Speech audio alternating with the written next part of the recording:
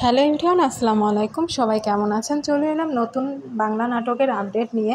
নাটকটির নাম সত্য বলা মহাপাপ, আর নাটকটি পরিচালনা করেছেন রাফাত মজুমদার রিংকু এবং নাটকটিতে অভিনয় করেছেন জনপ্রিয় অভিনেতা ইয়াশ রোহান এবং সাথে রয়েছেন জনপ্রিয় অভিনেত্রী আয়েশা খান।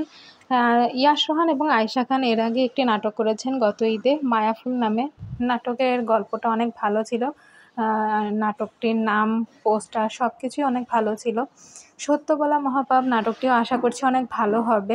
মায়াফুল নাটকটাও এনটিভিতে গিয়েছিল, আর এই সত্য বলা মহাপাপ এই নাটকটিও এনটিভির পর্দায় আপনারা দেখতে পাবেন। খুব শীঘ্রই নাটকটা আপনারা দেখতে পাবেন।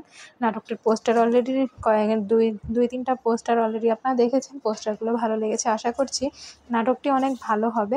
আর তাদের এই জুটির দ্বিতীয় নাম্বার কাজ এটা। আশা করছি মায়াফুলের মতো এটাও অনেক ভালো লাগবে সবার কাছে।